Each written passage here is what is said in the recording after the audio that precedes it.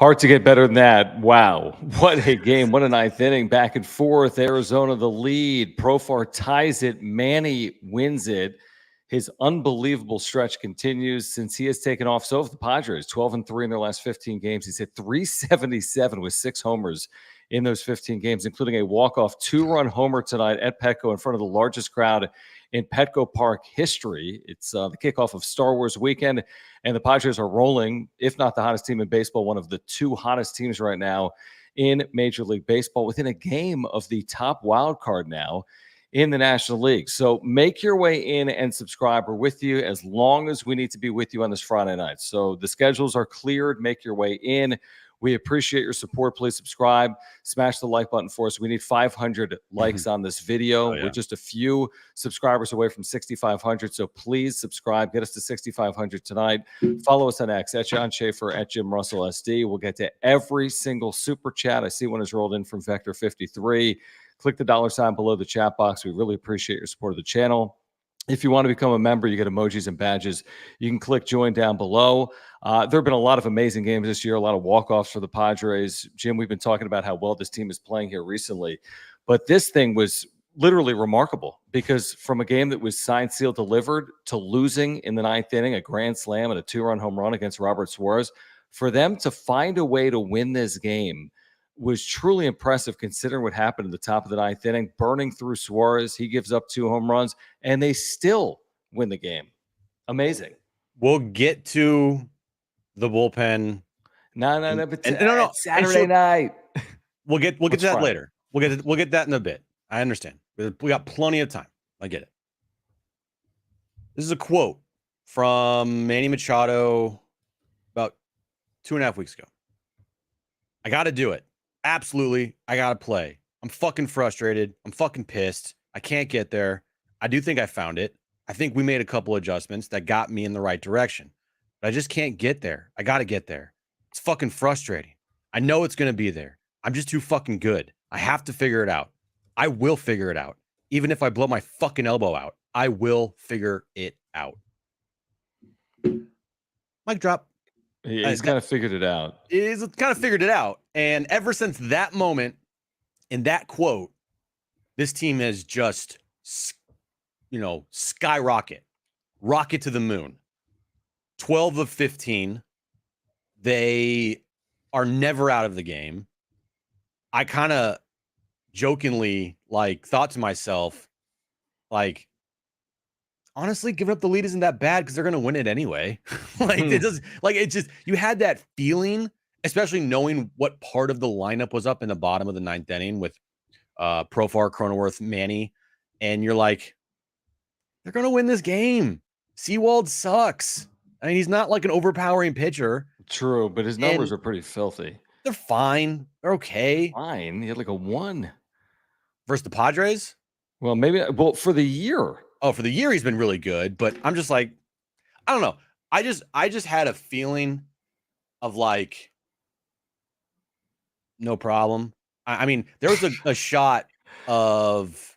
Now, I only felt that way, honestly, after Jurickson hit that home run. Profar home run, yeah, exactly. After the Profar home run, I'm like, oh, they're winning this game. I mean, there's no way they're losing. And there was a shot after Cronenworth got on, and Merrill was on the top step of the dugout with Victor Rodriguez and Shildt there, and it was almost like a tiger ready to pounce on its prey. I'm thinking to myself, that's every single player in that dugout right now. Nobody is going to be worrying about this. Nobody's going to be freaking out that they just gave up 6 runs in the top half of the 9th inning. No one's worried. Nobody. And it just, that entire bat to Manny, I'm like, dude, Manny's going to home run. It just, I don't know, John. To me, it felt like that they were just once again going to find a way to win this game after they gave up 6 runs in the top of the 9th inning. I don't know. Maybe people feel differently. Didn't feel like that. I get it. The home run that Randall Grichuk hit felt back-breaking in the moment, but that's a credit to this team being different. And Manny Machado was so locked in. I mean, 4 for 5 tonight. He fouls off a 2-strike pitch and completely unloads again on a pitch. Vintage Manny.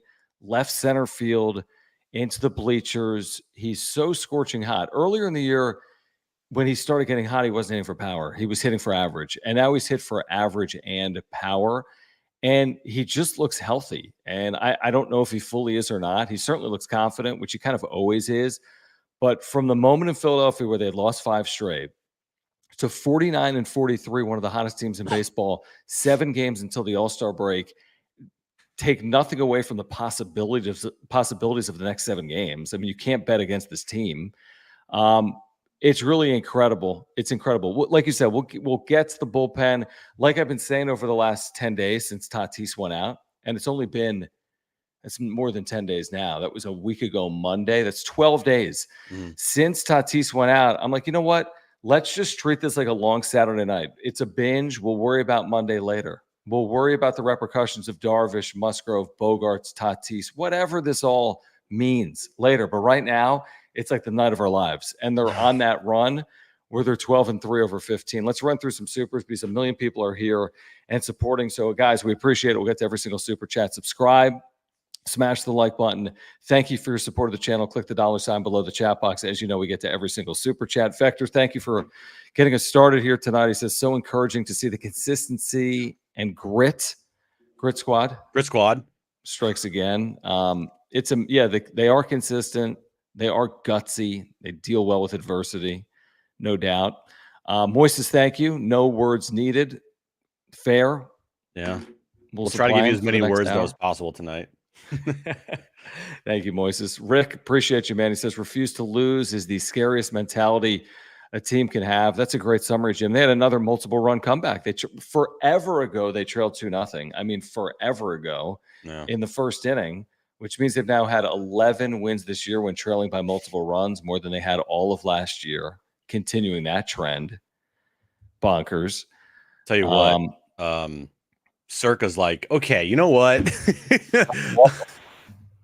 Walk off.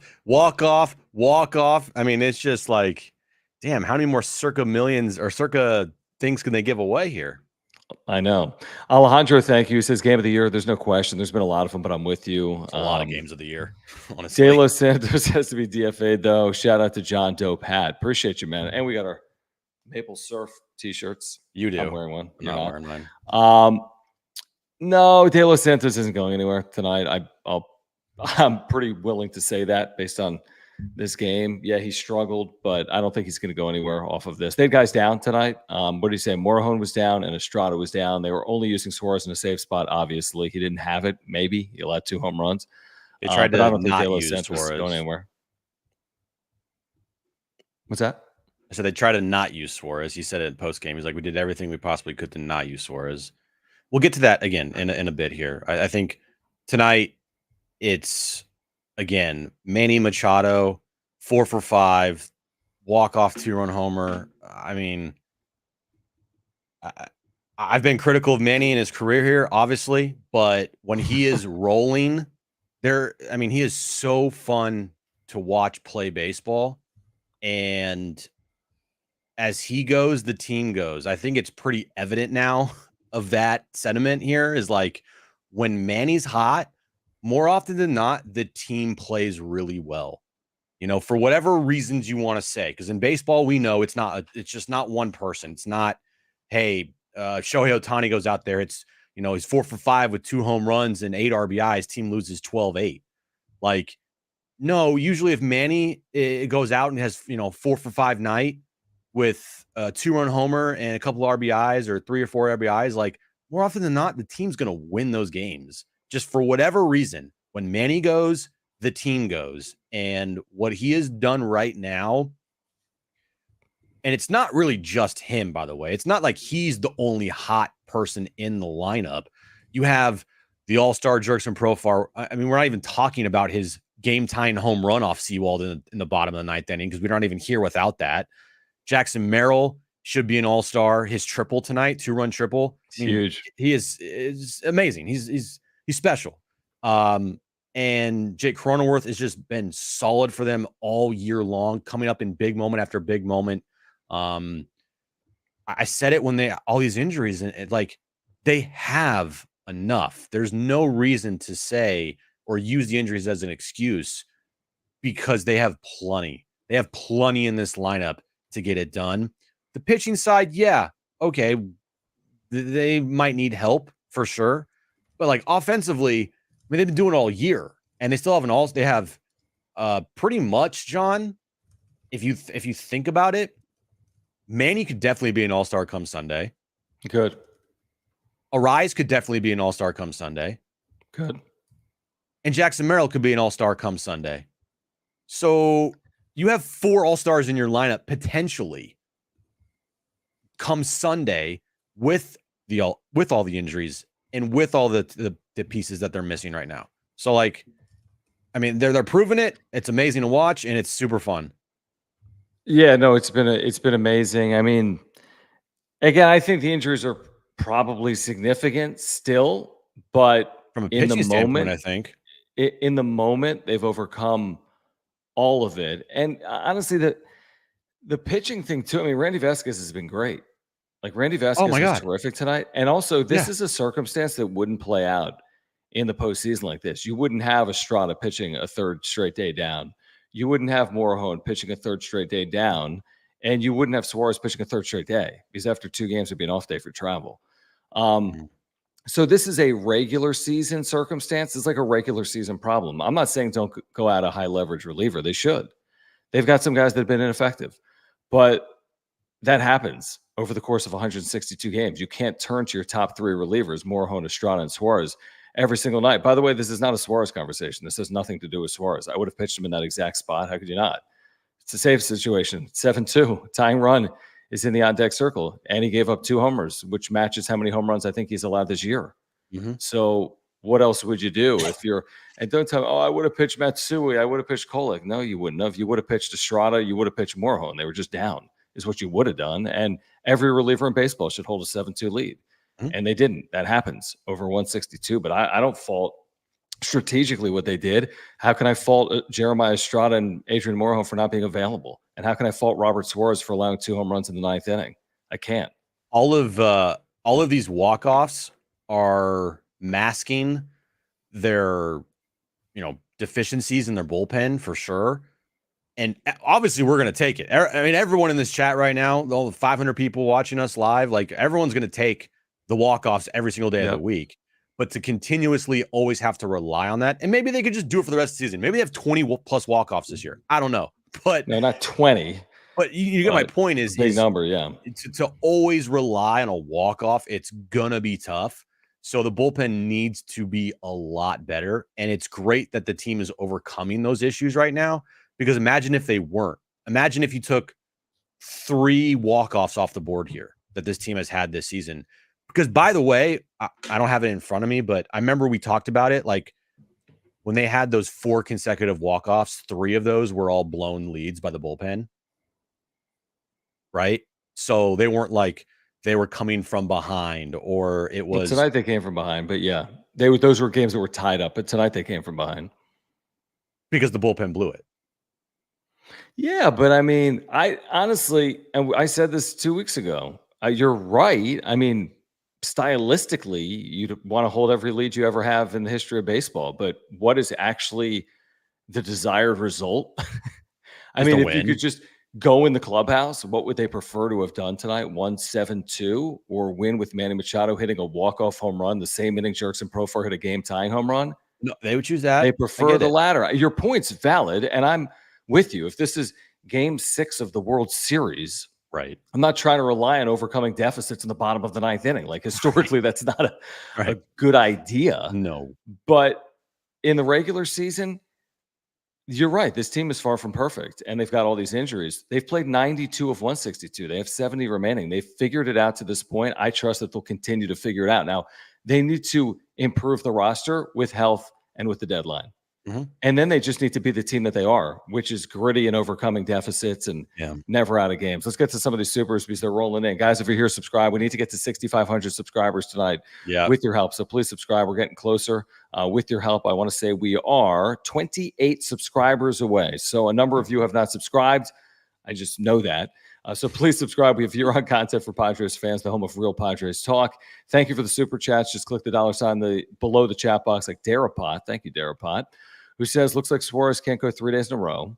However, our fight this year has been incredible. Manny's on fire right now. Jesus, Jurickson hitting that leadoff home run in the 9th made me believe. That was incredible. I mean, that 9th inning, to think about it, was really incredible. I want to say Profar fell behind 0-2 like he did against the Nats before he ripped that ball into right center field. But I don't know if Suarez can't go 3 days in a row. I just know that in this spot tonight, it didn't work out. But I'd probably still take Suarez 3 days in a row over another option, probably. And he also had a 4-out save mixed in there. Correct. So, like, yeah, it's a lot from Suarez, and giving up the grand slam first pitch to the guy that I forget who he gave it up to, but Thomas, that was kind of like maybe Thomas. Yeah, that kind of was the signal of, you know, like, I don't know if he's truly got it tonight, because you can tell when Suarez has some rest, he's virtually unhittable.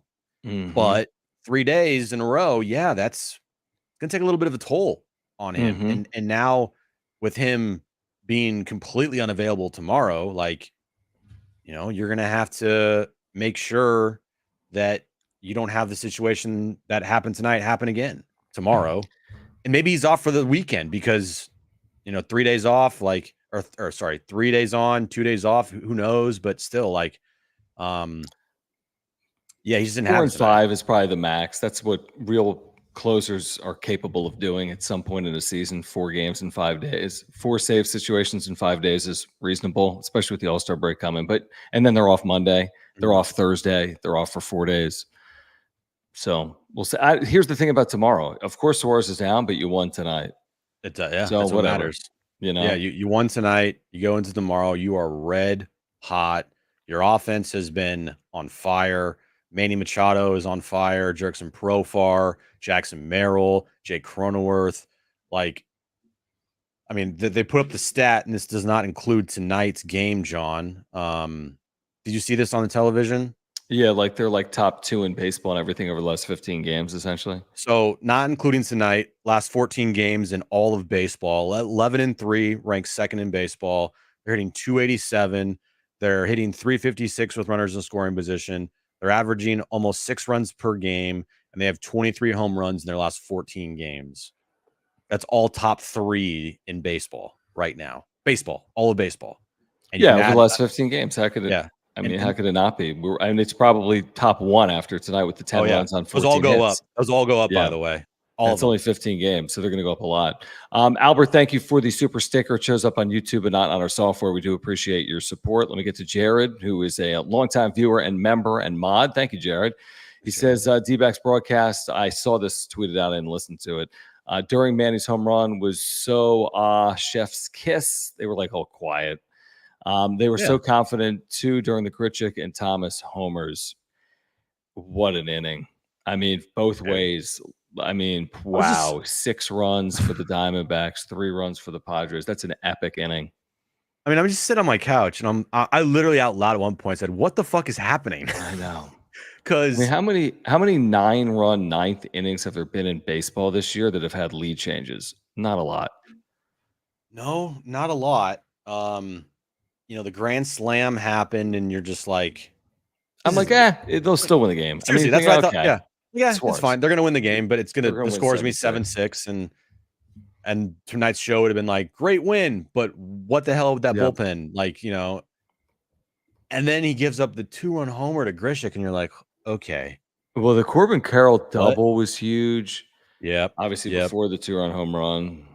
And then the home run he gave up to Grichuk was a freaking shot. Oh, dude, it was a moonshot. Because he hit I think like 2 pitches before that, John. Dude, he was out in front of it. He hit that ball 400 feet. Yeah, if that ball he gets in front of that, that's a home run too. So he was on. Oh, yeah, he was just out in front of it. Yeah. But the second that Profar hits that home run to tie it in the 9th, I mean, did at anybody in this chat, right? I mean, everyone thought they were going to win this game. At that point, yeah. You're like, they're going to win this game. I mean, absolutely. Yeah. So Jose, thank you, man. Appreciate you. He says Profar has been real relevant. Manny effing founded this team. As long as we have a chance, we can come back from anything. Also, Petco, ? Electric Crowd. I mean, Dude. This was the Nando Star Wars figurine theme game. This is the largest crowd in the history of Petco Park, which is crazy. Right. Over 47,000 announced tonight. I think a lot left at 7-2. I mean, by a lot, I mean a few thousand people. And then all of a sudden it's A7 Diamondbacks, and then those that stuck around, which is 40,000 plus. Saw the heroics in the bottom of the ninth inning. But yeah, this combination of the Padres are now 12-3 in their last 15 overall, but they're also 12-3 in their last 15 home games. This was a bad home team for 2 months, a bad one. Team.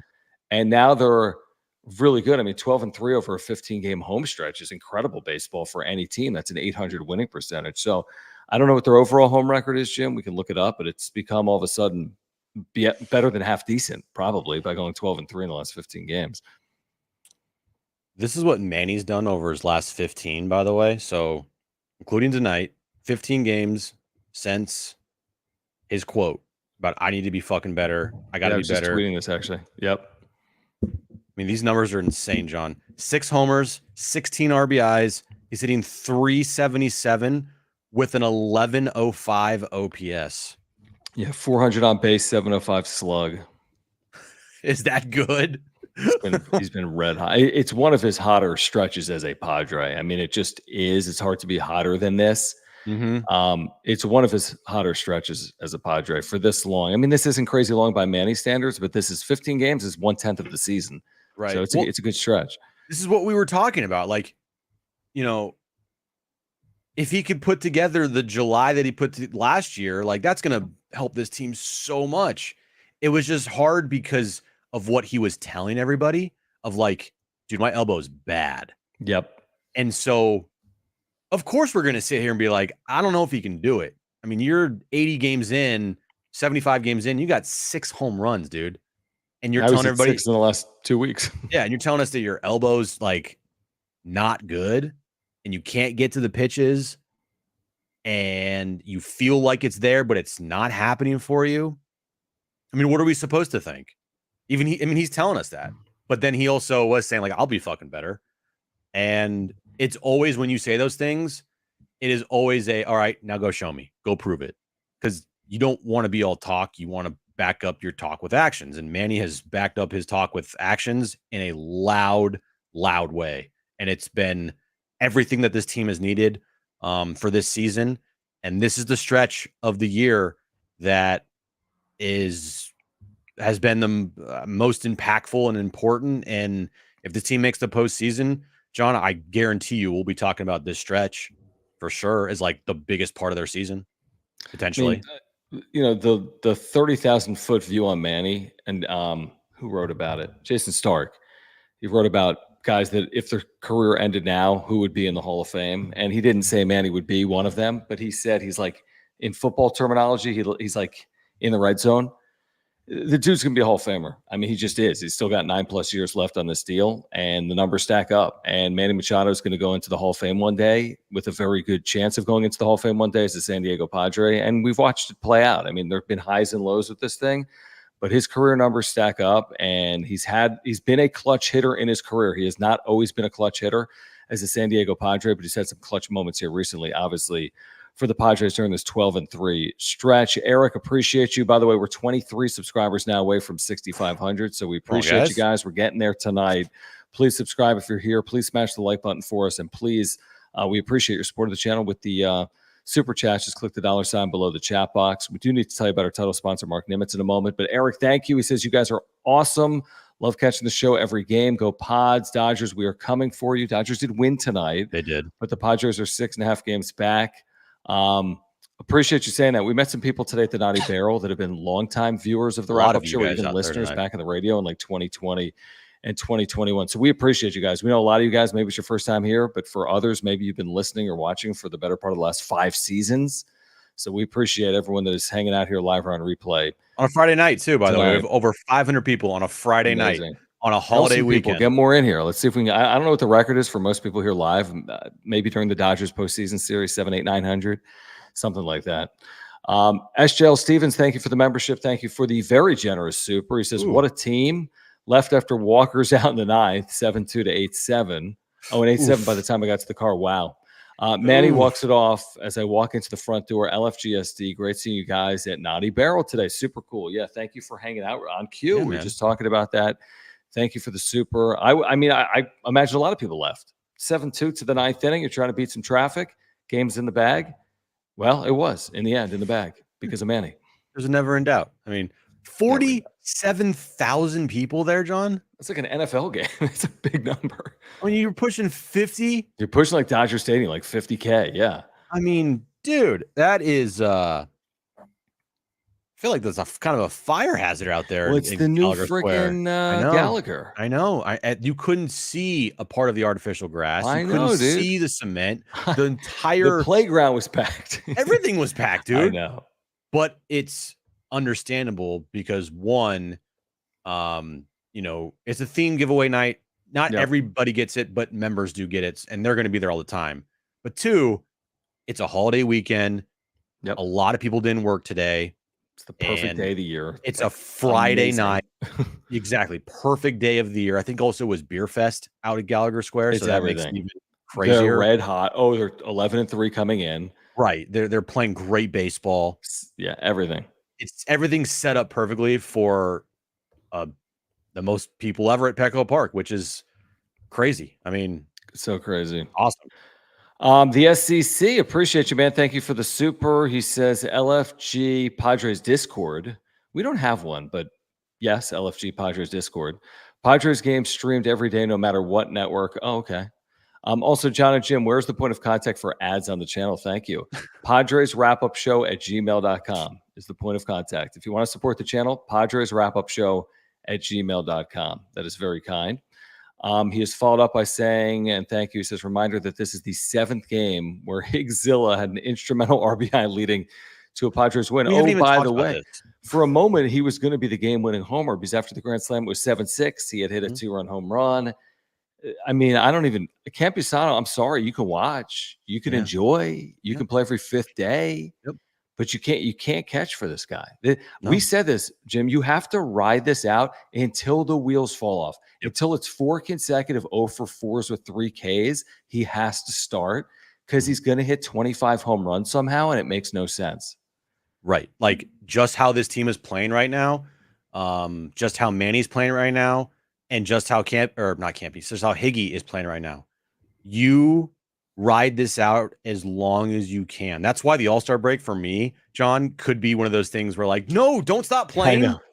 Chill. Yeah. Let's keep playing. Keep playing because of this team and how potentially hot they could be going into the break.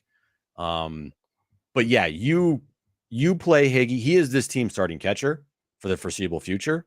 Probably, honestly, for the rest of the season, in my opinion, even if he does cool down, John, because what he brings defensively, the way he controls the base pass, the run game, I think there's no doubt in my mind that if and when this team makes the postseason, Higgy's your starting catcher.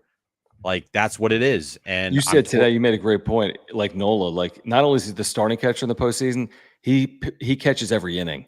Yeah. Because once you get into the postseason, you don't get cute. You have days off every 3rd day. And if he I would rather shut down someone's run game than actually have the offense from the position. But he is the offense and shutting down the run game and calling games. So there's no question here. And again, the season's not over now and things can change. But if the season did end now, there is no question Luis Campusano would not appear. I mean, he might DH. He may pinch hit somewhere, but he's not starting and he's not catching, in my opinion. Dude, Higgy was 3 for 4 tonight, John. I know. It's like, good. What?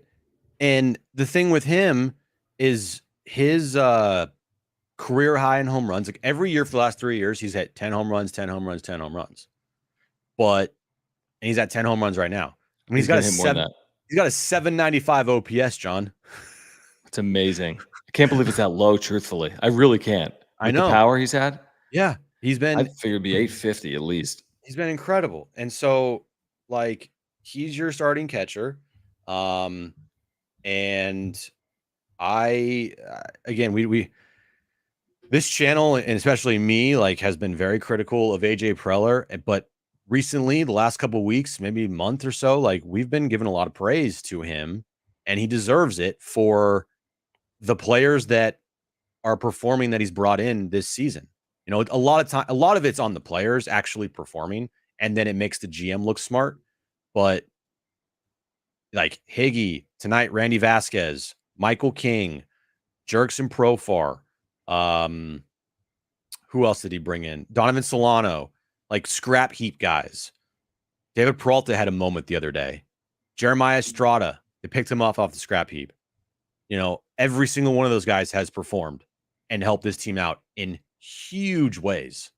So credit there, credit deserved. And I mean, this team is this is the most fun, John, that I think we've all had since the 2022 postseason. Easily, right? Yeah, definitely. Of course. Easily. Not even close. Not even close. Let's get back to this conversation and the super chats in a moment. Again, if you're here, please subscribe. We need to get to 6,500 tonight, and we're within like 20 of doing that. So please subscribe. Year-round content for Padres fans, the home of real Padres talk. We appreciate your super chats. Click the $ below the chat box. We'll get to all of them.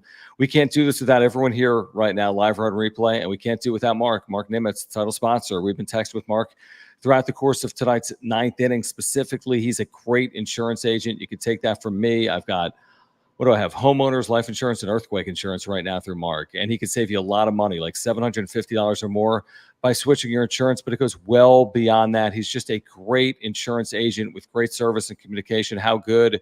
A week ago, there was a fire in Del Mar Heights. He sends me a text asking me what we need. On July 4th, yesterday, my wife's birthday, he sends me a text saying happy birthday to Kristen. He's just a great insurance agent. He's a great dude, is who he is. And he does everything that you could possibly want. Auto, home, renter's life. He can save you money and time. I had to file a claim 2 years ago. He saved us so much time and he saved us so much money. So click the link in the description down below to get to his website. It's on the screen. Or just call him and he'll talk to you about the Padres. He'll talk to you about saving money on your insurance as well. He's a San Diegan, lifelong Padres fan. If you support the channel, please support Mark Nimitz, who has been with us for 3 years on the Wrap-Up Show. Yeah, all his information is in the ticker below, and Nimitz at farmersagent.com. And reach out to our buddy Mark, let him know that John and Jim from the Wrap-Up Show sent you. All right, we appreciate you, Mark. Let's get back to these supers. We apologize. We're a handful of minutes behind, but we appreciate your support of the channel. Slotting ain't easy, thank you. Says, hate to even bring this up.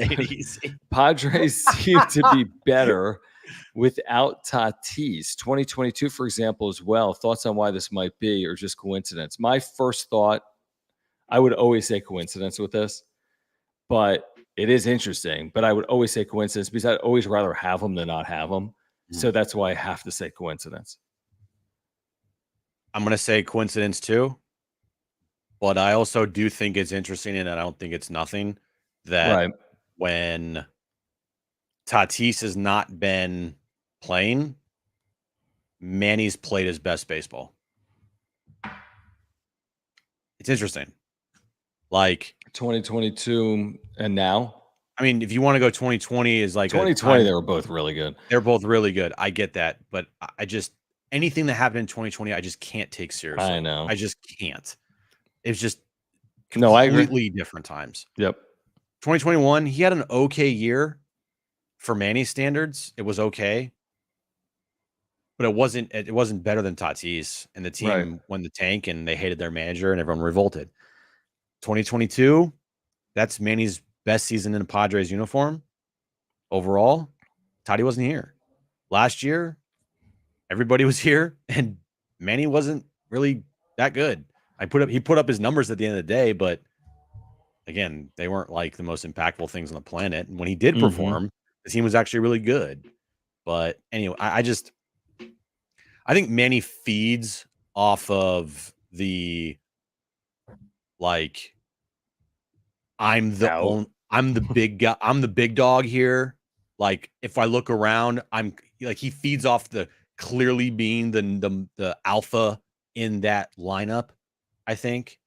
And when you don't have Tatis or Bogarts there or no Soto this year, right? Like, I don't know, man. I think he feeds off that. And I think everybody, when they look to him, I think he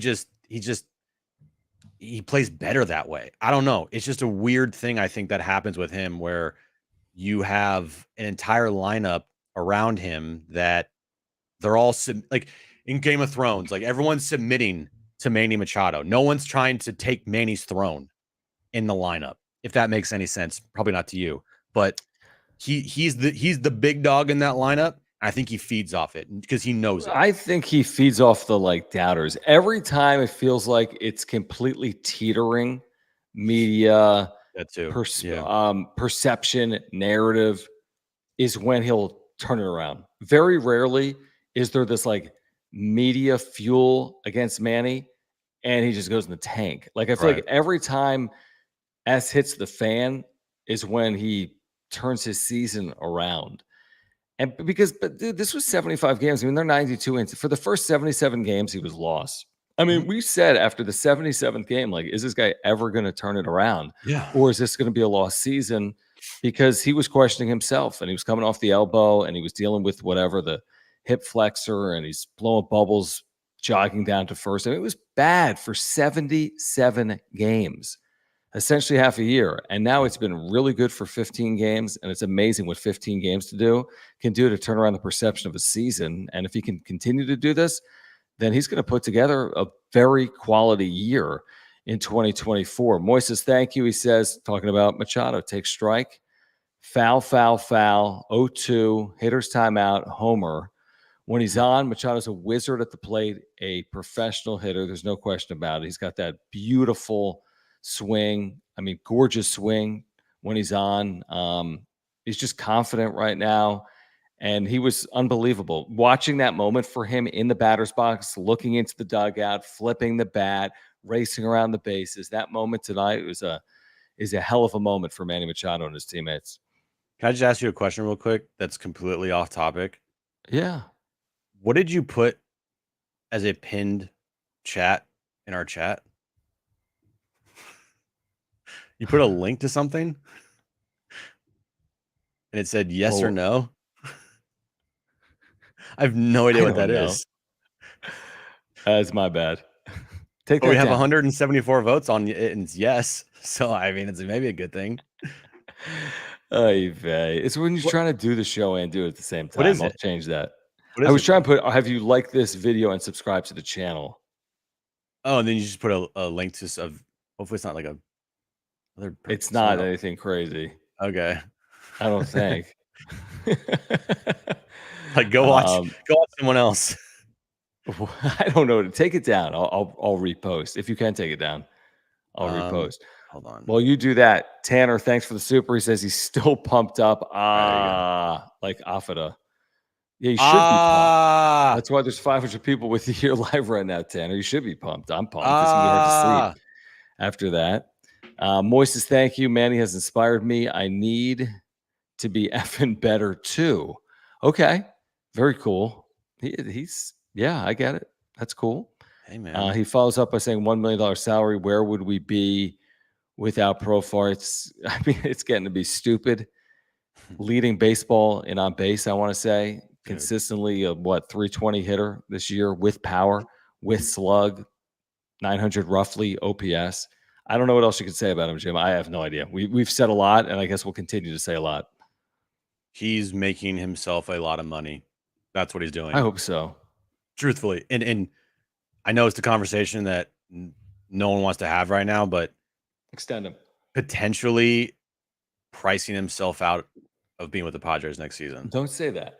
I'm just being honest, bro. Why don't they offer him double the money? Imagine that. If someone offered you double your salary, would you take it? I would even go 2 years, $4 million. Ooh. No, but what I would do right now, what are you going to go? Can you do 2 for 20 right now? Take it or leave it? I mean, dude, a guy that is going to finish top 5 in MVP voting in baseball, and he's an all-star starting left fielder in the all-star game. Right. If I'm him, I'm asking for minimum 3 years. Yeah, actually, faulty sport. I mean, 3 for 35. 3 years, dude. Chill. I'm just saying, I'm looking at it from a Profar's perspective. If I'm him, I'm not asking for anything less than 3 years. I just don't know if you can catch lightning twice. Yeah, but he also means so much to this clubhouse, as we know. Okay, that's true. And 35 is an absurd money. That's not like a Hosmer deal for the clubhouse, $100 million. But okay, you convinced me. I'll do three for 33. I like I'll do this. 3 for 33. How about 10 years for $769 million? Not enough years. True. Needs more years. We need about What 15 would more you years. guys give Profar? Years and dollars. Realistically, years and dollars. Put it in the chat or put it in the comments. Please subscribe. We need to get to 6,500 subscribers. Thank you for the supers. Click the $sign below the chat box. We'll get to Randy Vasquez. We can have the bullpen conversation as well. We can talk the trade deadline, which is 25 days away as well. Grit Squad, thank you for the super. Grit Squad, winners find solutions. What did Shildt say post-game? That's why we're a team. That's what teams do. Winners find solutions. That was basically his opening statement. Mm-hmm. We're a team. That's why we're a team. That's what teams do. Winners find solutions. I kind of love the winners find solutions line. Yeah. Grit Squad, it's okay. But I Grit like Squad's kind of funny. Solutions. Grit Squad is kind of funny. But yeah, Shilty. It's always a fun time when Shildt. I mean, regardless, you were going to get an amazing post game press conference from Shilty. It was either going to be after a horrible loss or an amazing win. Yeah, he was almost like tired after today. It wasn't like epic. We both watched it. It was good, but it wasn't epic. How many walk-offs has Manny had with the Padres? Is this like his third or fourth? Like I don't know. Home runs? I don't know. Someone know? Chucky D, thank you. He says, shout out Randy Vasquez. Take a line drive to the wing at the end of every start, amigo. I mean, Jim actually called himself out tonight because when the Padres made this trade, let me find the exact tweet from Jim. He's such an idiot, like I always say. The exact tweet from Jim, who then found the tweet and quote tweeted himself to say he's an idiot. If you're excited tonight about Michael King and prospects, I don't know what to tell you, LOL. The hashtag Padres just traded a top 10 player in the sport tonight. You can't spin that. Will Holder replied, shut up. And that got 90 likes. And you've basically been roasted over this, but you called yourself out tonight. You said, LMAO, I'm an idiot, haha, by quote tweeting that. I mean, Randy Vasquez has been a big piece of the puzzle over the last month. Kyle Higashioka is the second coming of Johnny Bench. Better.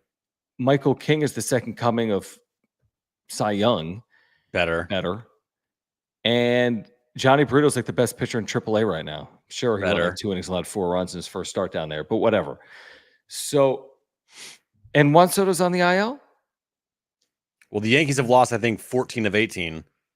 They're still 18 games over 500. Something along those lines. And it's crazy how many games, how bad they're doing right now. And Aaron Judge is still pacing for 70 home runs, but we digress. Yeah. So I forgot what the super. Hold on, let me just see what that. Yeah, I mean Randy Vasquez again. He's been great. He makes you, forget a little bit about where you are to start the year. Darvish, Musgrove, your top 2 starters, those guys are out. Yeah. But Randy Vasquez is filled in nicely. HBBBV, thank you for the super chat. He says, "Did you all watch me celebrate with Manny's home run Dude, on TV? Was that you, dude? Funny. That was freaking hilarious. Was he wearing a Yankees Alex Rodriguez jersey? It looked like it, yeah. Because it was a 13. I think it was a Yankees jersey. It's like a tourist, just like, hey, it's my first time in San Diego. Let me go to the big game. Bleached blonde hair. Manny's sitting there like, what the? He was like celebrating with it for 1 second. Yeah. And then dude got tackled by 4 security guards. He gets so speared like Roman Reigns spear out of nowhere. Sugar Muffin, thank you for the super. Turning point for me is drama in National Series. Yeah, that's some people hate Manny, but he's loyal to his teammates and will have their backs when threatened. Yeah, Manny had that huge moment after Profar was hit and after the bench is cleared and after Manny yanked away, but whoever it was, Keibert Ruiz, of the Nats. Yeah, I mean, they've played really well since that moment. Whether that had to do with it or not, Jim, they've really taken advantage of that series. There's no question about it. Yeah, there's been multiple moments over the last 15 games. You're like that moment, that series, right? But Manny has had now the walk-off home run tonight. He's had the like movie-esque cinema moment with the 2-run homer after the whole bullshit with the Nationals.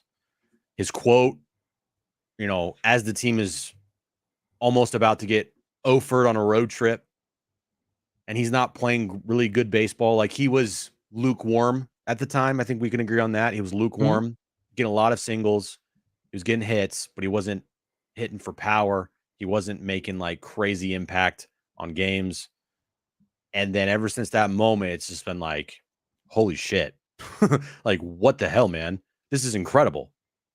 And, Manny has been a guy over his entire career. He's been considered clutch.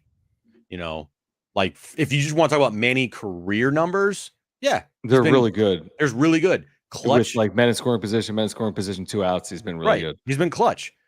But we've also said over the last 2 years, at least over the last year and a half plus, those moments have been far and in between.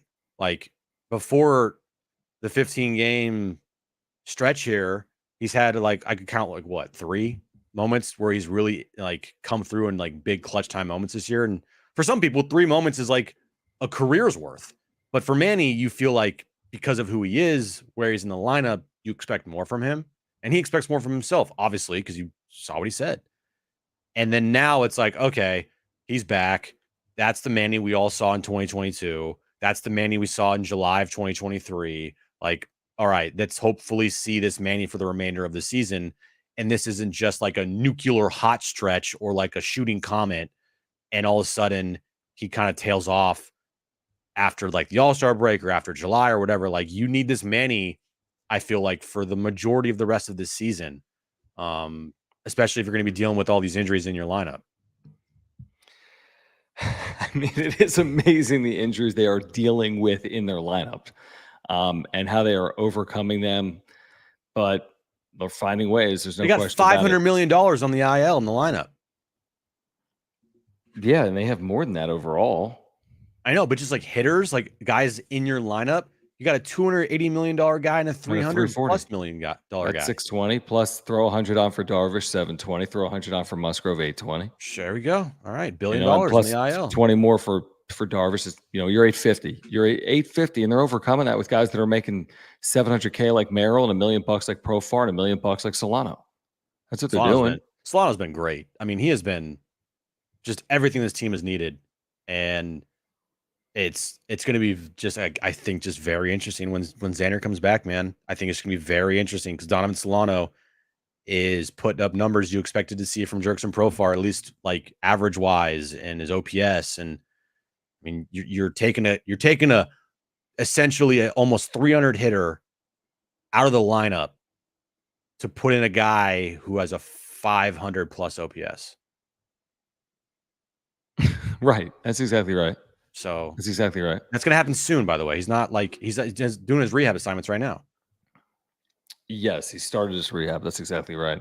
Will, thank you for the super chat and the membership. He says the young pitchers getting experience this year is going to pay big dividends for the Padres this year and into the future, 2025, 26, etc. Yeah, I mean, listen, Burrito and Vasquez, how controllable are they? They've got years here, because they're essentially like first or second year, major leaguers. So yeah, you got time with them potentially to watch them continue to develop.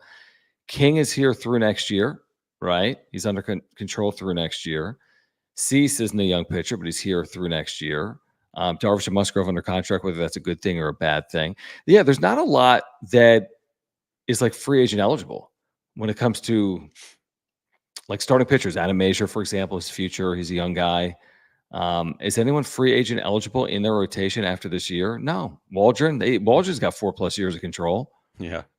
So, I mean, it's a fair point in terms of like kind of keeping the thing intact, like their rotation. Nothing's really changing. That was a big emphasis for Preller, is anytime he makes trades, is they got to be guys with years of control. And rarely have you seen Preller at all in the last handful of years get big pieces that aren't controllable for more than a season. Like, yes, last year was a fake trade deadline, but the moves that he's made over the last couple seasons, they're for guys with multiple years of control. So hold on, time out. What are you doing? Oh, MOVA Globes. Guys, if you haven't heard about our newest partner on the wrap-up show, now you have. These are officially licensed Major League Baseball globes. So here's the deal. In front of natural or artificial light, they spin. All right? You see it? They're constantly spinning all day and all night. Not at night if there's no light, but during the day, they're spinning all day long. This technology was founded by someone in Cardiff by the Sea, right here in San Diego. They've got all 30 teams available. You can click the link in the description down below. They're amazing items, great desk piece. The way they work, we're not exactly sure, but there's magnets in them, and it works with the magnets of the earth, and it has to do with the light, and yada, yada, yada. But it's really an amazing item. And if you use promo code PWS10, that's PWS10, and you click the link in the description down below, you'll see the promo code.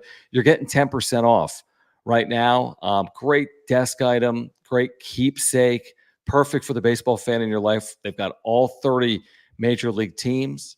You can see their website right now with the spinning MOVA Globes. What else, Jim, about MOVA Globes? They're terrific. And again, you get 10% off right now by using promo code PWS10. Yeah, if you're a Padres fan, this is a must-have item for your desk at work, your bookshelf at home, side table at home, wherever. This is a must-have item for Padres fans. Also, they don't just have a Padres MOVA Globe. They have globes for every single Major League Baseball team. I know we have a lot of people in our chat that watch us that maybe aren't Padres fans, and that's totally okay. But you can go and get a MOVA Globe of your favorite baseball team right now, or you can get a globe of the Nebula here. Corinne and Nebula. Yeah, and you can also get globes of the Earth. They have everything you need. It's a very, very cool item for your home. What's the promo code again, John? PWS10. I like that. What? PWS10. I know. So yeah, PWS10. Sorry, I just was blanking there for a second. PWS10. Use promo code. Pick up a MOVA Globe right now. Look at that. I've never seen John more like. I love these things. Infatuated with something than a MOVA Globe. Pandas. I love pandas. Dude, if they had a panda MOVA Globe. If they had a panda holding a MOVA Globe, you would literally lose your mind. Dude, Manny almost hit that ball to the Corinne and Nebula tonight. Almost landed on the Corinne and Nebula. Dude, I know. If that's a planet. Nebula. Anyway, click the link in the description down below. All right, let's do a quick update here on where we are, where things stand. Where things stand is we're 20 subscribers away from 6,500. And where things stand, so please subscribe and please smash the like button for us. Where things literally stand for the Padres, like the standings, is going there. They're one game behind Atlanta for the top wild card. I have to go there now. 92 games into the year. What am I waiting for? What are we waiting for? It's almost 100 games in. So 92 games in, they're a game out of the top wild card, and they are 3.5 games up on a playoff spot. So they're creating some separation. They're 6.5 games out in the division, but they're creating separation on a playoff spot. They're a game away from, if the season ended today conversation, them hosting a 3-game playoff series. How about that? Hosting. And where this team was a month ago, dude. I mean, we were all just like losing our minds every win, every loss. It was just like, can we please stabilize this thing, guys? This is literally like giving me a headache every night, you know? And now you're 6 games over. Still not like you're 16 over. Right. But with how they're playing, how they're built, they have secured the identity of this team right now. I mean, through the All-Star break, you kind of feel like you know who you are, unless something catastrophic happens. Yeah, I agree. So, like, unless something catastrophic happens, knock on wood, it doesn't. This team, we know who they are. They're a gritty bunch, grit squad. They are never going to give up. They're always going to fight. And they are one of the best offensive teams in baseball. Like, that's just a fact. True. So, like, those are pretty good things to hold your hat on for a baseball team. And I do think this team thrives in the underdog role with underdog players, with guys that are just, as Shildt likes to say, just a bunch of baseball players, a bunch of ball players out there, right? Just a bunch of ball players. And they just are all playing for one another. And it's just really fun to see. And it's the conversation of like the chicken and egg, right? Like, how do you build chemistry? Do you have to win first, or can you build it before you win? Like, what? How does it work? Like, I don't think you have to win first. That's why I've never been a believer in like first you make the playoffs and then you win a round and then you win no.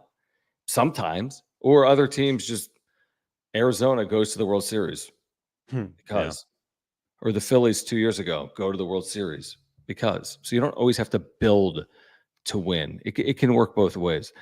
Johnny Blaze, thank you, man, for the membership, and thank you for the super chat. Very generous of you. We appreciate you guys. Man. He says, let's go, with lots of exclamation points.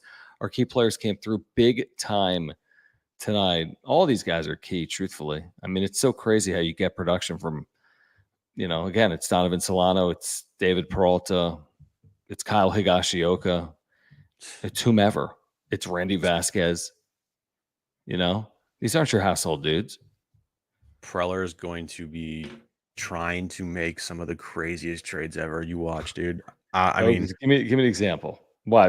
Like, in what regard? Like, he's not trading away who's on his really major league roster right now, by and large, I wouldn't think. Do not touch Leo DeVries. Did you see what he did tonight, John? Yeah, did he hit 2 home runs? Yeah. And his second home run, first as a first left-handed home run. I mean, his bat flip, and he turns the dugout, points at the dugout, and I'm like, holy shit. I just love that stuff, by the way. I love it. Keep him forever. I'm going to prospect. Unless you can get Garrett Crochet. No. Leo DeVries, don't trade him. Don't ever trade him. I'm just saying from a standpoint of, we all know 100% Preller will be making multiple moves at the deadline. Yep. I can guarantee you that. Mm-hmm. Guarantee you he will be making multiple moves at the deadline. I just don't know. If he doesn't, I'm going to be pissed. I will be pissed too. This is what we do for a living, so I want to talk about it. Yeah, I mean, we cover an AJ Preller baseball team. They're going to have to make moves at the deadline, or what the fuck's happening? They just rolling. They win like 25 of 31. Just like, hey, it's all good. We've won 25 of 31. You can always be better, dude. And we know that because the bullpen has been an issue, and they need a high reliever. I just don't know if Matt Waldron is starting game one of a playoff series. As great as Matt Waldron has been, I just don't know if that's a game one playoff series starter. JD Gacho, thank you. He says Profar gets the LeBron deal. 2 years, 104, no trade. I liked it. I think it's too much money. 100 maybe. I like it. 104. We're thinking about seeing Team USA on Wednesday night in Vegas. They're playing Team Canada before they leave for the Olympics. Maybe for another channel. Moises, thank you. He says, NBA channel. Right. Prior to today, Alec Thomas had 1 homer, 4 RBIs, and batting under the Mendoza line. It was a fluke. Give it up to Suarez for going out there. Hater wouldn't go. Probably true. I do think it's a fluke. I don't think Suarez is allowing 2 home runs another outing again this year. I just don't. So it happened. Things happen. He blew a save in Philadelphia. This is his second blown save. They've won every game he's appeared in except that game in Philadelphia. Maybe he's been more human, Jim, over the last month with the Philly appearance and then here today. But I'm all good with Suarez. I'll take Suarez over whoever the hell was pitching in the 9th inning for Arizona tonight, Paul Sewald. I think the Philly game was more of a fluke than this game, because this game, I feel like you could chalk it up to 3 straight days mixed in with a 4-out save in one of those days. That's where I'm going with that one. Honestly. By the way, it was Sewald that gave up that opposite field long fly to Soto in game 1 of that doubleheader. Right. Mm-hmm. Like where Soto and everyone in the world thought he had homered and the ball died on the warning track. Marine Layer. Yeah. That was a big turning point for the Diamondbacks last year. It was. That's when they got going. It was August, I think, of last year. But it's like the ball, like they did not hit home runs like they are right now a year ago. It's so crazy. I mean, this team is, I don't know, dude. It's incredible to watch what they're doing with the issues that they've had. They still need a reliever though, like badly. Like they need better than De Los Santos for sure. They need to have another high leverage guy because right now they're using Suarez a lot and they're using Estrada a lot. And like I just don't like when Shildt, some of his moves that he's made bullpen wise, they're kind of suspect, and you're just like, well, hope this doesn't hurt the team. And then it does. Like they need another. What's the Shildt suspect move? Exactly. I'm go back to the Shildt suspect move. Tonight, it was for me taking out Wandy Peralta after he threw 9 pitches after 1 1/3 innings and putting in De Los Santos. That was going to burn through Wandy there. You want him to go 2 1/3 innings in a 7-2 game. You could at least go 2 innings. You throw 9 pitches, bro. Yeah, but it's like you're not thinking about Wandy Peralta. You've got a 5-run lead. So you're trying to keep him from having to be down, maybe. Oh, you're right. 9 pitches. You throw another inning. If you threw another 15, is he going to pitch tomorrow? No, but if you can get some length there, and by length, I mean finishing off the second inning, then you start a clean inning with De Los Santos. Okay. And then you could maybe finish off with Kolek if you're up 7-2. I don't know. Just like it's easy to say. My point is it's easy to say in retrospect. It is, but he does have a tendency to make moves in the middle of innings when guys are kind of rolling, and then having guys like carry over to a next inning. And it's burned him a couple times. You know that. It's burned him a couple times. I don't know, dude. I mean, I'm sure it has, and I'm sure he's also not been burned by clean innings and guys getting hit too. Well, I mean, you could look at it both ways if you want. You can. There's been multiple times when this has happened and this happened. Yeah, exactly. He's not perfect. Look at it this way. But there's been issues. Comes into the night with a 3.5 ERA and a 1.19 WHIP. Who? I'm not worried in that. So he comes in with a 3.5 ERA and a 1.19 WHIP.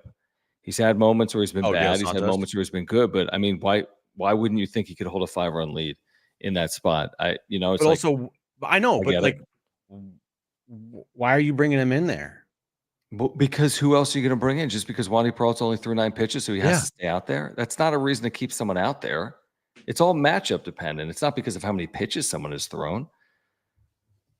Well, I mean, he was rolling 9 pitches, 4 outs. Like, again, and what happens if Wandy Peralta allows the first 2 to reach? Like after he retired 4 in a row? What if the next batter reaches? Then you go to De Los Santos?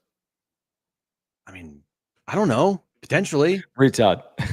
Or you let him finish the inning. I don't like. Where are we? Wait, what inning are we now in? Hold on. Let me pull up this box. We're in the 8th, John. I'm in the 8th inning.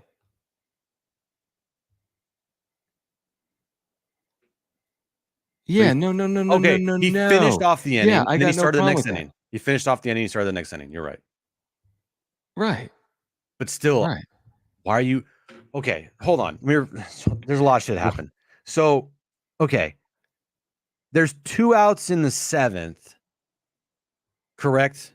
And they went to De Los Santos. And they went to De Los Santos to finish off the inning after Wandy Peralta threw 9 pitches there. That's where I have the problem. Why are you doing that? Just let Wandy finish off the inning and then start a clean inning with De Los Santos. You want to know why? Why?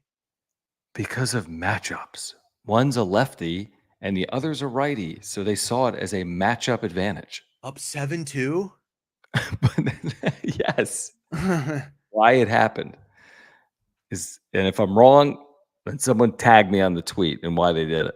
And look, I'm not like saying it's the worst thing in the world. I'm just taking the side of maybe you don't need to always try to roll over guys from one inning to the next and just let guys finish innings and then have guys start clean innings. That's all. Wait, say that one more time.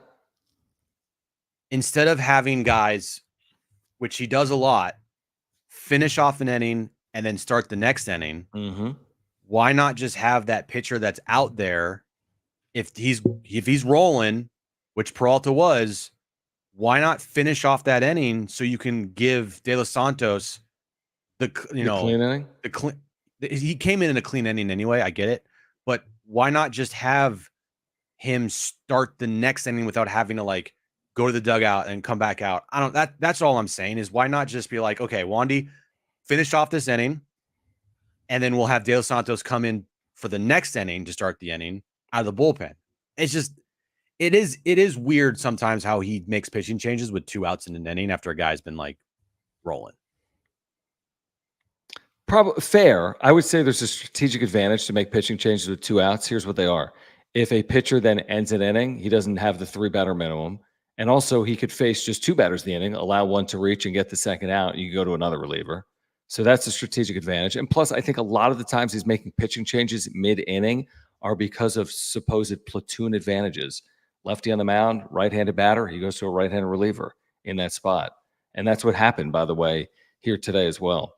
Retod says, nice, good placement for Quintera impression, top shelf, Jim. Well done, Jim. Oh, you're welcome, Retod. Hentrick, if I'm saying that right. I think so. Thank you for the very generous super. Appreciate you, man. He says, Snakes showed you don't need to load up superstars to make a run. A year ago? I think that's accurate. Yeah. Yep. I think that's accurate. Yeah. They kind of lightning in a bottle. Got some veterans at the deadline. Got some veterans on that bench, What do some guy in the chat's like, I don't even know what the Jim's saying. I don't think he does either. Like, what are we talking about? I don't know what I'm saying either, but I'm also, I mean, like, again, I'm literally saying this is what I'm saying. There's games where guys don't hold leads. They're up 7-2. Okay, this is my point. All right. I think Shildt sometimes loves to bring in a guy to finish off an inning when there's really not much need to do that. And then he loves to have them go to the dugout and then start the next inning. And I would say a lot of times when that happens, the guys don't pitch as well in the second inning, or those guys give up runs. They don't pitch well the next inning, and I think he does that. Do you have the data on that? I just watch every game, John. Can you look at every box score and see if that's like? My point is this: are the pitchers that do that pitch it, finish off an inning, and return to the mound less effective to relievers that start clean innings? Doesn't it feel though that like when that happens, maybe there are examples? Yes. Peralta's been an example of that. De Los Santos has been an example of that. But also Peralta and De Los Santos are examples of guys that have had struggles, regardless. Probably correct. But still, I'm just looking at it from in a vacuum. This night, you had Wandy Peralta throw 9 pitches and record 4 outs with 2 outs in the 7th inning. Nobody on. You take him out. 2 outs in the 8th. 2 outs in the 8th, excuse me. You take him out to go to De Los Santos. I mean, it's not like Wandy was facing 4 straight lefties, by the way. So how can you say his matchup? I think here's my guess. I can't speak for Mike Shildt, so maybe he'll join us in the chat. Here's my speculation on that exact thing. 2 reasons. One, the first batter he faces, I'm assuming to end the 8th inning, and I'd have to look it up, and I'm looking at the game summary right now, is a righty. Am I right in saying that? Is the batter he faces when he comes on a right-handed batter, he must be. Hold on, let me check it here. So you got the 8th inning, Kevin Newman. Okay, so he gets a righty out. So A, it's that, and B, he's thinking, I got Peralta for 4 outs, I'll get De Los Santos for 4 outs, the game's over. I'm splitting up the last 8 outs. I'm not taxing one of the 2. I'm with you. Only throw 9 pitches. That's a very fair argument to be made. The theory being, if he gets the final 4 outs, Jim might not take 9 pitches. I mean, what if it took 22? It easily could. That's not some crazy total. Then he's throwing 31 pitches. Then he's down. the next day. So I think the theory is split up the outs. You're up 5 and win the game. It was matchups. Okay, whatever. It was matchups. I get it. But I just sometimes I think he gets a little too cute. He may. That's fair. That's where I was trying to get to. HBBBV. He gets too cute sometimes. He gets cute. He might get cute. HBBBV, thank you. He says, leave Salas alone and trade De Los Santos for Gomber. De Los Santos ain't getting traded. No, no one's taking him. He doesn't have any value, unfortunately, based on his ineffectiveness. But yeah, Salas isn't going anywhere. Don't worry. Brandon, appreciate you, my friend. He says, blown lead plus comeback walk-off equals typical Padres. This year. It's fun. Yeah, it's been fun. That's a good point. And Richard, thank you. Appreciate you, man. He says, with about 15 teams in the hunt, good luck at the deadline. LA is desperate for pitching and outfield help. Leaves only 9 teams who will be sellers. It's a seller's market. There's no question about it. It's a seller's market. Yeah, it could be hard. But not every team is going to go out and get Garrett Crochet. There's other options. Not every team is going to get, like, who are the, we ran through it today, like a Max Scherzer or a Crochet or whatever. Starting pitching, relief help. There's going to be a lot of players that are moved. And teams are going to be able to add, including the Padres. Even if they don't get the number 1 player on the board, you'd think they'd be able to add because they have AJ Preller. Omar D23 says, Jim, your Monday morning quarterbacking. You're so mad about this. Shildt played the matchups and just didn't work out to it this time. That's our job. Our job is to literally play Monday morning quarterback. You're so mad about this. No, I'm not mad. I know you're not. I just think that, sometimes I watch and a guy being taken out with 2 outs in an inning. I'm like, that's interesting. And I know he is matchup guy, and I get it. And a lot of times it works out. But there's been a lot of times this year that it hasn't worked out. I agree with that. Yeah, I agree. And I know he's not perfect, but I do think he has a tendency to take guys out with 2 outs in an inning if they're rolling and have that pitcher that finishes off the inning roll over to the next. Last point on this. Am I literally just like not making any sense here? Can you understand the words that are coming out of my mouth? What? Am I talking? We can't hear you. Speaking English. Huh? Am I speaking English to you out there? Because apparently because I'm part not. of the thing you were saying, I'm with some of the viewers here because initially it didn't make a lot of sense. You're making more sense now. I had to get there. Sorry. I had to get there sometimes. It takes me a little bit to get Can to I the just place. give my opposite? Let me devil's advocate it. It's not Shut up, your John. point. Your point's valid, but hear me out. Are you talking about me or someone else? No, John Wilkinson in the chat. It's like, shut up. Anyway, what did he say? Whatever. Who cares? Just hear me out for 1 second.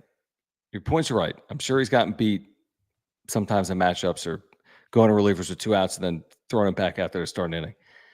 I look at it like poker. It's like when you have the better hand, you still lose 2 out of 10 hands or 3 out of 10 hands. But that means you're winning 7 out of 10 hands or 8 out of 10 hands, right? So I'm just playing percentages. Percentages mean if you have an 80-20 percentage chance of something going your way, that means 20% of the time it doesn't work. So over 162, it's not always going to work, even when you play the percentages, because your percentage is never 100 to 0. It's 80 to 20. It's 90 to 10. It's 70 to 30. So my theory is he's playing percentages. Sometimes you're going to get beat on percentages because you get the point. By the way, if you have listened to us the entire year, then you think Jim is on drugs. No, rarely have we spent a wrap-up show criticizing Mike Shildt for his in-game decisions. I agree. And I have a couple times. There's been a time or two. I don't remember the circumstance now. I have rarely done it, but I have. I have. I've been critical. There's been a couple times I've been critical. Not a ton. I was more critical of Melvin with his bullpen than I have been of Shildt. Correct. And I've said that I've praised Mike Shildt for being aggressive at times early in the season with Robert Suarez to kind of set a tone, send a message, and it's worked out because maybe this team has 2 or 3 fewer wins without him being uber aggressive with Robert Suarez at the beginning of the season. Probably, yeah. And 2 or 3 wins is a lot of wins when you're 6 games over 500. Because 1 less win is 1 more loss. So, yeah, their margins aren't huge as of yet, but all right, let me remind our viewers about our partner here in the wrap-up show, Underdog Fantasy. You can play along beginning tomorrow by using promo code PODSWRAP. That's PADSWRAP. If you use that promo code at underdogfantasy.com or on the app, you're getting a free special pick plus a 50% deposit match up to $250, which means if you deposit $500, you get $250 free dollars, but you could deposit $20. They'll give you $10 free dollars, and so on and so forth. It's so easy to play and win. You can play pick'ems across all sports, simple higher or lowers. Manny Machado, higher or lower than a half home run. Luis Ariz, higher or lower than 1.5 total bases, and so on and so forth. You can play Padres games. You can play college football, NFL when it comes back, WNBA, across Major League Baseball. Do it right now by using promo code PODSWRAP. That's PADSWRAP. Click the link in the description down below or scan the QR code over Jim's head right now. Get the free special pick and the 50% deposit match up to $250. I love the Underdog Fantasy app, Jim. In fact, I'm opening it up right now. Yeah, come on, guys. Scan the QR code right there. Use promo code PODSWRAP, PAWSW, or dude, I'm tired. PODSWRAP, PADSWRAP, PODSWRAP. You're right. Maybe I am drunk and on drugs or something. But download the app. QR code doesn't even work. I'm kidding. It works. Yeah, dude, don't do that to me. It works. And go play some Underdog Fantasy, win some money, and you're welcome. Hold on. Look, Caitlin Clark in here for tomorrow. Boom. I think I am tired. Dude, clean it up. We got it. 1 second. Let me just find Padres for tomorrow real quick. Who's pitching? Dude, I'm taking higher on Manny Machado home runs. 3.5 times.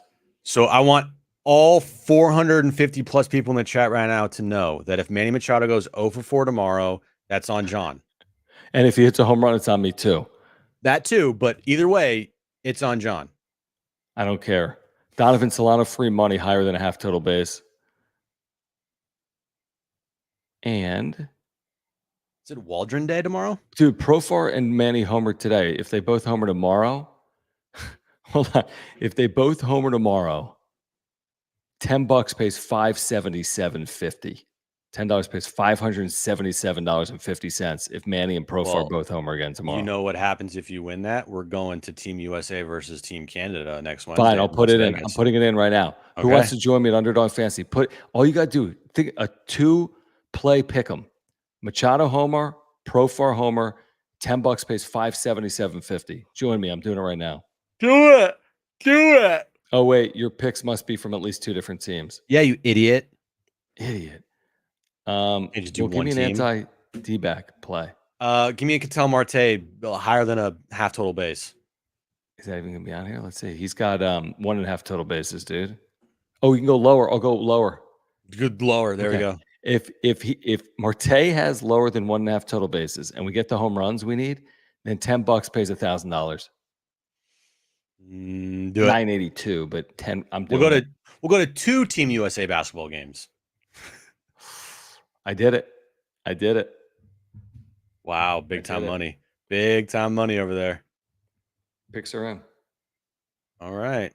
It's up to John. We're going through Team USA. We're going to you can eat sushi. We're going whatever people do in Vegas, we're doing that. We're doing it all. Just kidding. Not really. All right, let me just check where we are because I was hoping to get to 6,500 subscribers while we were live. I think that's kind of fizzled out. We're 19 subscribers away. Tyler, Jay, bro, they're all in the cart, my guy. I'm ready. They're in your closet. I'm just waiting to hit that purchase button. They're in the cart. What is that? 15 grand in your cart with those $500 jerseys? Every player that I put their jersey in the cart for, it's just there. Wait, why is John on drugs? Because I said Profar and Manny will homer tomorrow? Yeah, I'm trying to make you guys generational wealth, man. If we all had an extra $982, we could quit our jobs and move to freaking Fiji. Never have to work again. $980. Buy homes on the coast. What is this, like 1902? Tweets from 1900. If I had $958, I could build myself a house. Dude. Seriously, though, if you had $958 in 1902, would you be considered like rich? No, I don't. Maybe. I don't think so. What was the average salary? Average salary in 1900. Do people have jobs? Look it up. Yeah, like okay, coal mine workers. In 1900, construction laborer was 17 to 60 cents an hour. Oh, God, that's not great. That's not great. Dude, they should have had a YouTube channel. I mean, bricklayer 46 to 50 cents an hour. All right, so let's do the math on that. Yeah, hold on. So 50 cents times 8 is $4 a day. Times 5 is $20 a week, which is $40 a pay period before taxes. So it's $40 a month? No. Right? No, dude. We said it's $4 a day. That's 20 a week. Do 20 times 52. That's the annual salary. $1,040. So the annual so that would have been, if we went on Underdog tomorrow, that's the annual salary for a worker in 1900. That's crazy, dude. In one day. In what? Annual salary? But see, this is interesting for Moises. $950 then is 35 grand now. That's crazy. So basically, God, we're all making $950. We'd be so like rich if we were go back to time. No, he's saying, oh, yeah, but he's saying if you made 35K right now, let's say you're out there making 35K. That's 950K then. Like if you made that's what the equivalent is. If I like per day? No, dude. Oh. If your salary is $35,000 in 2024, you can afford the same things that someone in 1900 could afford with $950 a year. Oh, gotcha. You know what I'm saying? So basically what Moises is saying is if your salary was double that, like 2K in 1900, that's like a $71,000 salary today. Got it. It's kind of interesting. They didn't have Underdog Fantasy though in 1900. I know that. No, they didn't. Yeah, but like here's the point: ice cream cones are like 5 cents, and now baseball tickets are like expensive. Back then, they were like a penny. Yeah. Ooh, average lifespan, we'd both be dead. I'd be way dead. We need a financial wrap-up show. No, we don't. I'll be confused as fuck, dude. I can't do numbers. You really will. I can't do numbers. John can do numbers. I can't do numbers. I love numbers. I cannot do numbers. This has been a fun show. It's been fun. Yeah. Wait, great. I missed it. Oh, wait, hold on. We missed a couple supers real quick. Appreciate you, Moises. Jim is right. Peralta move felt wrong. Ha. No. Did you say that? Yeah. Okay. And then this from HBBVV. I can't bet, but if I do, I'm betting on Manuel Arturo Machado. Manny Machado. Okay. We like that. We appreciate that. How much do you think Arita's ice was back in 1902? Like honestly, 2 cents? 5. Yeah, no more than like 5 cents. I'm craving a Rita's ice right now. I don't know why. The Rita's ice from the Philadelphia suburbs. Rita's ice from Aaron's like hometown. Yeah. So it's because it's really hot in this room right now. It's hot here too. I have the window open. Well, you also live like where it's probably like 100 degrees. I'm in Imperial Beach, water. Dude. Yeah, that's right. How hot was it today there? Like 80. Yeah, it's not bad. We were downtown. It was not hot. It wasn't hot. No, it's just nice. Yeah. It's gonna be hot the next week, by the way. Dude, how hot's Vegas gonna be? Oh my god, like 150 degrees, dude. Let me look that up real quick. So, what time we get in on Wednesday? Oh Lord, we're there. Every year this happens. We're there on like the hottest possible day. Yeah, July. 116 on Wednesday, 115 Thursday. That's when we're there. What time we get in on Wednesday? Like 10:30? Yeah, like 10 something. It'll like you can cook an egg on the sidewalk by then. How is it even livable? Like, I'm serious. Like, how do people live? how? Well, they don't live outside. How can the Earth in parts of the country be like, oh yeah, it's 117 degrees? Yeah, and how can there be like ice caps in like the Antarctica when it's 200 degrees here? I mean, just imagine in like 20 years, it's gonna be like the high is gonna be like 132. People are gonna be dead. We're gonna They're cook, already dude. dead. There's people that are dead. Well, yeah, that's what happens every day, John. People die and then they're born. Dude, right now in Vegas, remember last year we walked outside at night? It was like the hot air in your face at night. We're like, oh, It's right now 91 in Vegas. what did we do? Oh yeah, we walked the strip. We walked the strip. 95 degrees. Hell. No, it was so hot, dude. You're so stupid. Remember, we did a show outside. It was 116 degrees. What the pool? What are we thinking, dude? Dude, they were like, "Oh yeah, go to the cabana." We're like, "This is awesome." And then I turn my computer on, it's like overheating, and I'm like, dude, oh my gosh, it was so hot. We're broadcasting inside. Yes. We need a climate change channel, dude. No. Dude, how about freaking Palm Springs today? Highest temperature ever in Palm Springs, 124. What the fuck? Am I wrong, Fred? 124? Yeah, I saw it on the news, highest temperature ever.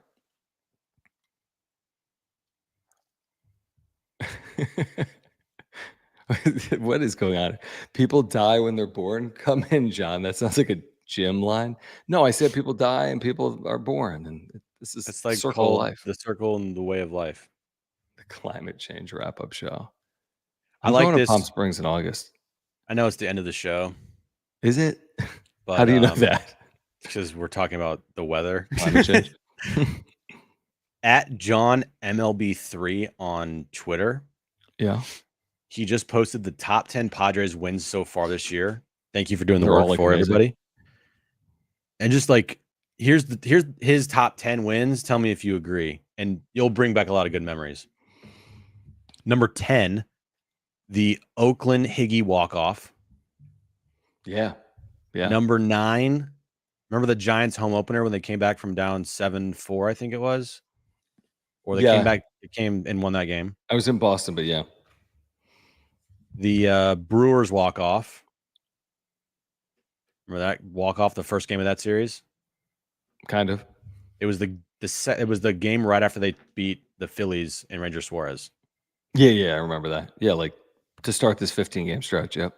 I don't particularly remember this one a lot. The Braves 5-0 comeback. Yes, you do. It was game 3 of that 4-game series. Game 1 of the doubleheader before they lost game 2. Yes, I do remember. They were left for dead. Remember the Dodgers 8-7 game when Will Smith called Profar irrelevant? That was incredible. Yeah. The Mason Miller walk-off. Yep, sure. That was recent. The Nats walk-off. I think there were multiple, weren't there? Did Cronenworth hit the walk-off there? Or no, is that Jackson? Or, I don't know. No. We forget everything. The Profar hit by pitch game when then Manny hit the 2-run homer right after that. That might be like number 2 or 1. The tonight, the Manny DBacks walk-off. And then the 8-0 comeback win when Toddy hit that home run against the Cubs. Is that even number 1 anymore? I mean, that was improbable. Largest deficit overcome, but I don't know. Maybe that's number 1. I think I take tonight. Recency bias. Sunriser, appreciate the very generous super chat. He says, this team is different. Feel so fortunate to watch 4 walk-offs live. How about that? He's been at 4 walk-offs this year. Thanks for all you do. Thank you, Sunriser. That is very cool. Appreciate you, man. Congratulations. I mean, being at 4, shoot, you could go years without going to 4. They had 2 last year. 2. Yeah. So, I mean, this team. So how many walk-offs have they had now this year? 6? 6, something I think. like that. I've lost track because, like you said, they had like 4 in a row. There's 1 or 2 others. There's tonight, maybe 6 or 7. Kind of crazy. Guys, we take Saturdays off, but we will see you Sunday night here on the wrap-up show, wrapping up a series between the Padres and the Diamondbacks. See if San Diego can win a series, if not sweep a series, when we talk to you guys on Sunday night. If you're here live or on replay, if you would not mind subscribing, a number of you have here tonight. We're trying to get to 6,500 subscribers. Jim, we're 18 away. So thank you for your support. Jim sees you. I see you. We appreciate you. Mostly, if you're a Padres fan, we are the home of Real Padres Talk. Please subscribe. Smash the like button for us. I don't know how many likes we have tonight, Jim. I'm imagining it's at least 200. We need 1 million likes on this video tonight. No less than 1 million. And if we don't get 1 million, then we will be upset. So like it twice. Cry. Now follow us on X at John Schaefer at Jim Russell SD. Appreciate the super thanks if you're here on replay. Thank you for those that become members. Click the join button down below. Thank you for those that support our partners. Mark Nimitz at Farmers Insurance for your insurance needs. He's our title sponsor, has been since day one. MOVA Globes. Grab them. Since MOVA Globes signed up, the Padres are like 12-3. Use promo code PWS10. They did have a little brief losing streak to start, but they've all turned it around. Oh, did they? Yeah, remember Michael's like, dude, maybe we're the problem. Right. That's right. I do remember that. And there's Michael on cue. PWS 10, get 10% off your MOVA Globe. Click the link in the description down below. Underdog Fantasy, use promo code PODSWRAP. That's PADSWRAP. Get a free special pick plus a 50% deposit match. Join me in tomorrow's action. Play a Machado and Profar home run with was it a Marte under 1.5 total bases? Is that what I played, Jim? Yeah. Join me. $10 pays like $1,000. Underdog Fantasy. Oh, geez. Well, maybe they're 15-8 because the 5-game losing streak was before they're 12-3, 0-5. They're 12-8. Hey, that's good. It's a good winning percentage. That's not bad. All right, guys. We will be back on Sunday night, 9:30 Pacific. Until then, for Jim, I'm John. This has been the wrap-up show. Thanks, guys.